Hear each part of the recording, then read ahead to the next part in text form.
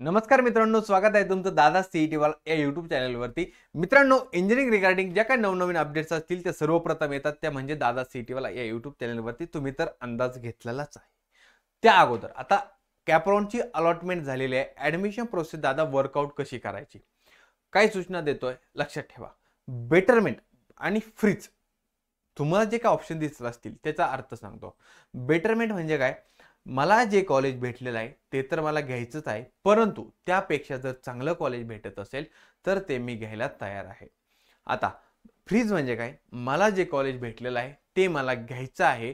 येणाऱ्या जे काही 3 दिवसाचा पिरियड आहे, जे काही शेड्यूल आहे दिलेलं, त्या पिरियडमध्ये जाऊन कॉलेजमध्ये तुमचे जे काही कॅटेगरी वाईज डॉक्युमेंट असतील ते घेऊन जायचे, प्लस जी काही कॅटेगरी वाईज फी असेल, तर फी शेड्यूल कुठं करणार, फी स्ट्रक्चर कुठं करणार, तर जे काही कॉलेजची ऑफिशियल वेबसाईट असते गुगलला सर्च करायचं, जे काही कॉलेज अलॉटमेंट झालेली असेल तुम्हाला ती सर्च करा, त्या ठिकाणी तुम्हाला तुमचं फीचं स्ट्रक्चर दिसून जाईल।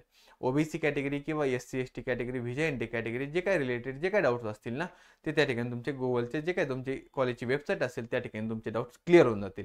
आता ॲडमिशन प्रोसेस या पद्धतीने तुम्हाला कंटिन्यू करायची।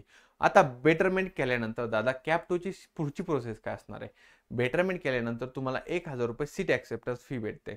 आता दादा मला जे काही कॅप राउंडमध्ये कॉलेज भेटलेलं आहे, तर त्या कॉलेजचं सिक्वेन्स काही चेंज होईल का कॅप 1 मध्ये। आता मी बेटरमेंट केलं म्हणजे त्याचा अर्थ काय होतो लक्षात ठेवा। आता कॅप 1 मध्ये आपण ज्यावेळेस बेटरमेंट करतो तर त्याचा अर्थ असा होतो की मला जे कॉलेज भेटलेलं आहे ते मला पाहिजे, म्हणजे आपण त्या रिगार्डिंग त्याला आपण 1000 रुपये फी पेड करतो, म्हणजे सीट ॲक्सेप्टन्स फी।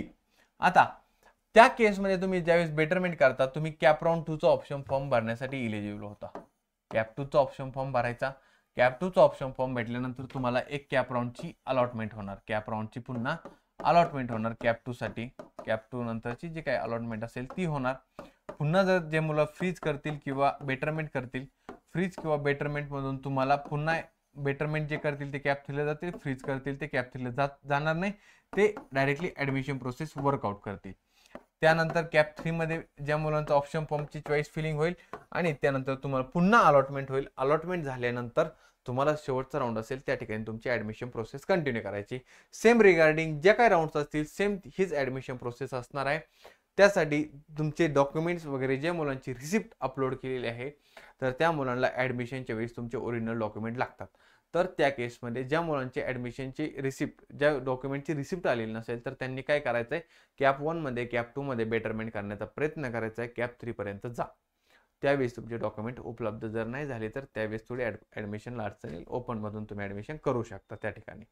तर या सर्व गोष्टी आहेत, तर त्यानुसार तुम्ही वर्कआउट ॲडमिशनसाठी करू शकता। ते ॲडमिशन रिगार्डिंग किंवा आता कॅप 2 मध्ये तुम्हाला ऑप्शन फॉर्म फिलिंग करायची, चॉईस फॉर्म फिलिंग करायची। जर एखादा कॅप राउंड 1 मध्ये जर तुम्ही अलॉटमेंट टाकलेली नसेल किंवा चुकीची अलॉटेड झालेली असेल तर त्या केसमध्ये दादा सीईटी वाला पर्सनल काउन्सिलिंगमध्ये तुम्ही एनरोल करू शकता।